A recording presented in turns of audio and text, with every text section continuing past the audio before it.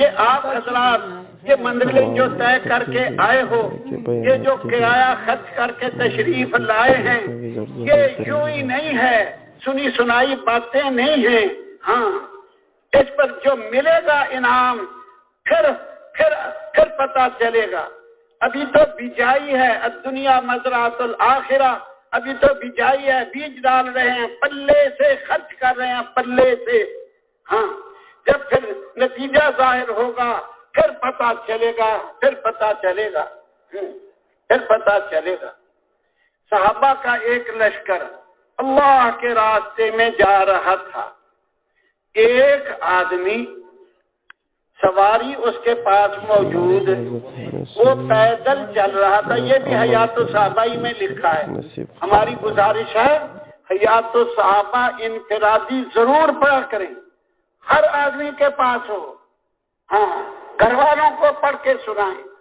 جو تبلیغ کے بارے میں جو چیزیں پیش آتی ہیں، حضرت کو اللہ جزائے خیر عطا فرمائے، ہم بہترین بدلہ عطا فرمائے، وہ ساری ہمارے لیے جمع کر کے دے گئے.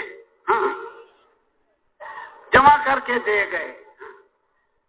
قاری محمد طیب صاحب رحمت اللہ علیہ نے انہی حیات الصحابہ کی ایک جلد کے شروع میں مقدمہ لکھا ہے، اور اس پہ یہ ارشاد فرمایا ہے کہ حضرت کے پوری امت پر دو احسان ایسے ہیں پوری امت ان کا بدلہ نہیں دے سکتی. یہ لکھا ہے حضرت نے، حضرت مولانا محمد یوسف نور اللہ مرقدہ نے. پوری امت اس کا بدلہ نہیں دے سکتی.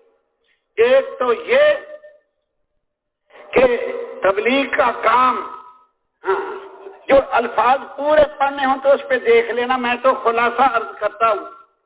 جو مولانا محمد الیاس رحمہ اللہ چھوڑ کے گئے، اس کو مضبوط بنایا اور پوری دنیا میں ملکوں میں اس کی جڑیں لگائیں.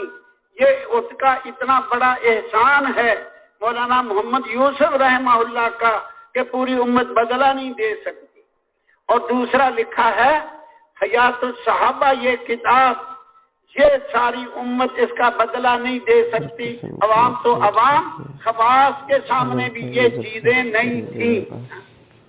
تو ہماری گزارش ہے حیات الصحابہ انفرادی ضرور پڑھا کریں، حیات الصحابہ. اور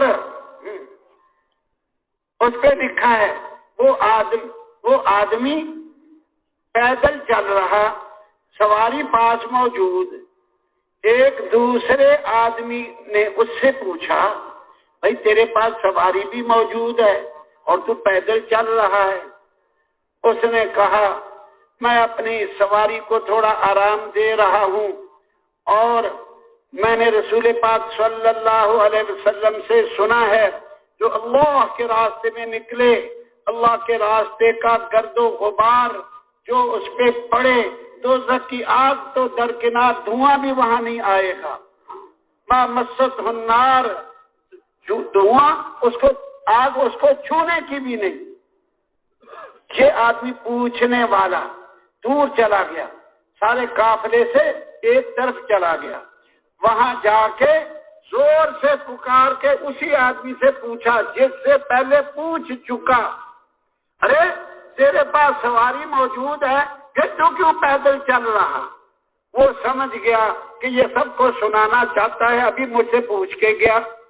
اس نے پھر وہی جواب دے دیا، جو اللہ کے راستے کا گرد و غبار، میں اپنی سواری کو آرام دے رہا ہوں اور اللہ کے راستے کا گرد و غبار، وہاں دوزخ کی آگ تو کیا دھواں بھی نہیں آئے گا. سارے مجمع نے بھی سن لیا. راوی کہتے ہیں لوگوں نے گھوڑے سے نیچے چھلانگیں لگا دی اور سواریاں پاس موجود ہیں اور پیدل چلنے لگے. اور راوی کہتے ہیں جتنے پیدل چلنے والے میں نے اس دن دیکھے اور جتنا غبار اڑتا میں نے اس دن دیکھا، ساری زندگی کبھی نہ دیکھا. اب بتاؤ، آپ لوگ جو سفر کر کے آئے ہیں، یہ یوں ہی نہیں ہے. تبلیغ کے سپاہی جرمٹ بنا رہے ہیں،